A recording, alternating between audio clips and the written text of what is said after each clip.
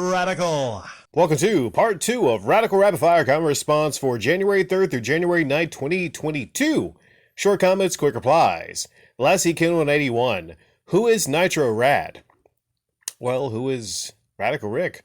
Who is Radical Reggie? Who is Radical Jimmy? Radical Johnny? Who are any of us really? I mean, think about it. You ever stop to think, who am I? Who are any of us? Lassie Kindle. JG, Sony knows that 2016 Ghostbusters is trash. That's why they only included it as digital code only. Paul Feig will not make any additional money off the sales of this set because the agreement he had with Sony was only for physical copies. Ah, I see. So that's why he got onto Twitter's and he tried to get Sony, to basically ask why the physical copies weren't included. He knew why they weren't included because his movie was trash. I think he just wanted a little bit of money off the sales, so he was trying to, get that to happen. Now it makes sense. Terry W., I suppose getting the right side is important, but the problem is competition from thrift stores, and eBay. Yeah, the thing with flea marketing is there's not a whole lot of flea markets generally around. Not a whole lot around. So there's competition from flea markets and other flea markets, but you're right. eBay is a possible competition.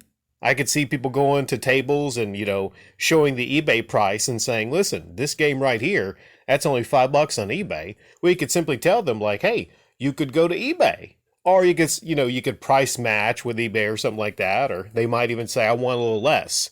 But the thing is, you have to order something on eBay and it takes a couple days to get to you. If you want to play the game right then and now, you're like, hey, you have it right now for like $5-6. The Winged Avenger. You should keep it. If you go to Used Music Shop, you'll find cassettes for $1 a piece. Well, I mean, I might wind up keeping it just, have something to play radio in the background. But when it comes to cassettes, yeah, it's interesting. But unless it's like a rare cassette or something where the music is not online, not on YouTube, there are interesting cassettes where like there's music you just won't find on YouTube, but most all music, you look on Vivo, you look on YouTube, there's audio capturing programs out there. You could literally like build a music collection in your computer for free if you wanted to. Art Bell. Unfair, the content cartels are a thing on YouTube. Not signed in using a VPN. After a Rick video, you will see the same channel, Spawnwave. I saw an Angry Joe video from 4 years ago. Eva Prime, AVG, and Metal G. These folks signed with an MCN. Well, I mean, hate to cut your comment off here, but Radical Rapid Fire. I don't know a lot about the MCNs, but I do notice that there's videos from multiple years ago on channels that are recommended to me. I'm thinking like, why does that happen? Some of these videos don't even have like a ton of views, but they're just recommended to me. Is it because they're all part of the same MCN? I don't know. Do you know about the MCNs? Basically how they work in great detail? That's one thing I need to like polish up on and learn a whole lot more about.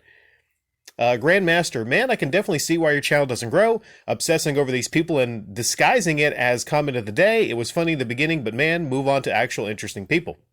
So it sounds like you have been here for years and everything, because you say it was funny in the beginning, right? The thing is, right now, I am arguably much funnier than I have ever been in the history of this channel. I am much better of a commentator than I ever had been in the history of the channel. So things have only gotten better here. I have only gotten better. The thing about channel audience and size and whatnot, that doesn't matter. There are channels far worse than me in the commentary game that have far more numbers. I hate having to go over the same fucking points to you morons. That has nothing to do with overall quality. Mostly, I should get people coming by saying like, oh my freaking good God goodness, you are one of the best talkers on YouTube. How do you only have 5K subscribers?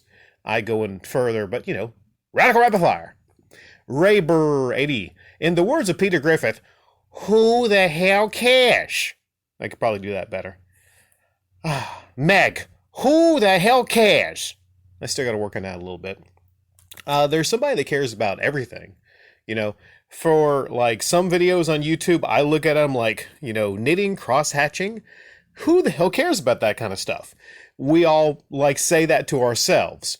But the thing is, everyone is like a snowflake. Everyone is different. Everyone is unique. There's things that you might care about that I don't care about. There's things that this guy over here will care about that I don't care about. You know, there's something to care about for everybody. But I get the argument, Peter Griffin has like, it's just so minute. Like, who the hell cares about that kind of stuff? Sean A. Reggie's got to cling on to this. That's the high points of their life. Oh no, am I disguising this as me talking about a YouTuber? Or is it somebody maybe leaving a comment and I'm just like, I don't know about the other comment and everything. Like, if I talk about Radical Reggie and like I go into some other things, could it be that I'm not actually obsessed with that individual, but I'm using that individual as an example to go to another point? Man, I could really make a side video on this, a long video, but I'll just say this.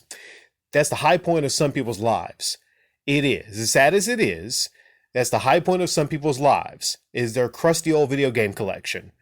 I'm not going to mix any words here. If the high point of your life is your video collection, then maybe, just maybe, you need to make some friends, or get along with your family more, or consider maybe like, I don't know, doing something else. But that's very sad for a grown adult man or woman to see the high point of their entire life to be their video game collection. But we see it a lot on YouTube, sadly. Energy Turtle. Nothing wrong with ROMs. Half or more of the games made from companies of the 8 16-bit eras are long out of business. So it's not like they're still making money from those games anyways. Okay, so you're saying I shouldn't feel bad and terrible as a person that I'm not seeking out a copy of Top Gun in an original NES to make sure to play.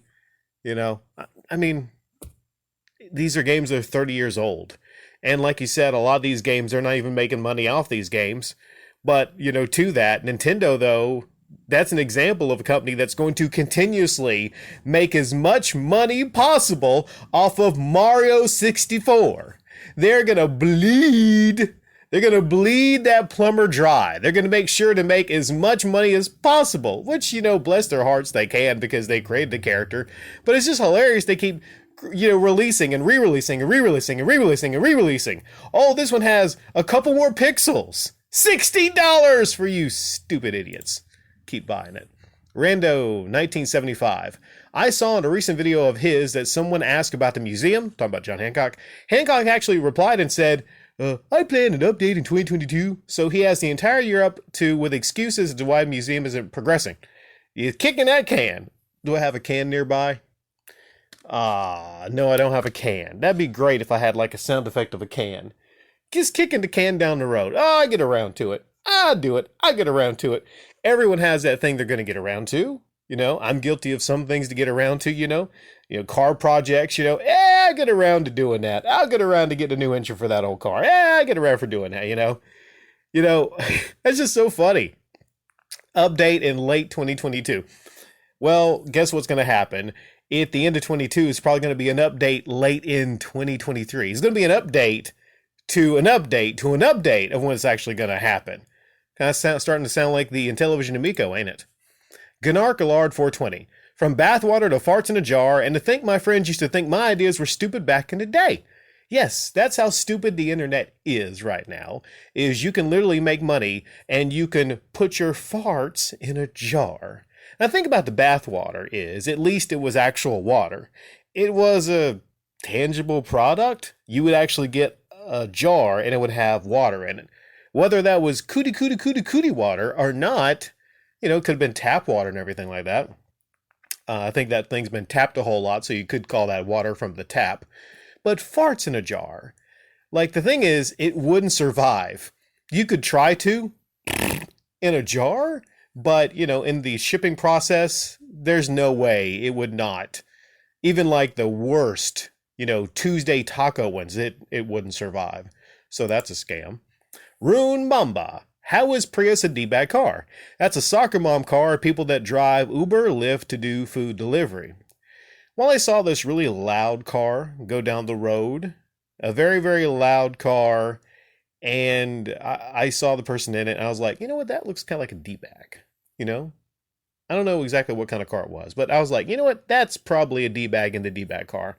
When it comes to a Prius, I mean, I guess they would have to be the kind of person that would, be smug and tell people about their Prius and, like point their finger or wave their finger at other people that drive big trucks or whatever. That I think in certain instances it would be a D-bag car. But I think overall, mostly it's probably not really a D-bag car. MBK Silent. Hey Rick, oddball question. Do you know of any good brand of socks? I swear every brand I buy ends up getting holes in them not 2 months after I buy them. I'm sick of buying socks all the time. Laugh out loud. Well, certain things are inevitable. I think all socks after a while, I might be wrong in this, but I think all socks after a while, because of the way they're constructed, they will get holes, near the big toe. Usually not the big toe, usually not the small toe, but the big toe. All underwear, over a period of time, you will get holes in the underwear. It just comes from use. It comes from just wear and tear. But some will last longer than others. I've had luck with Hanes. I think Hanes is pretty good stuff for underwear, for socks. But I can't tell you an exact great brand. I will say, and I think I told you this in a reply to the comment, look for things with reinforced heels and that have just a good build quality. But I don't know, any of you have some great suggestions for the best socks? When it comes to socks, actually, I get a lot of sock accounts. So I might get the same couple people like coming back and, having a new account, leaving sock accounts. So I would think, over the years, I've had the most consistent obsessed people leaving sock accounts and making new sock accounts versus consistency in my actual socks.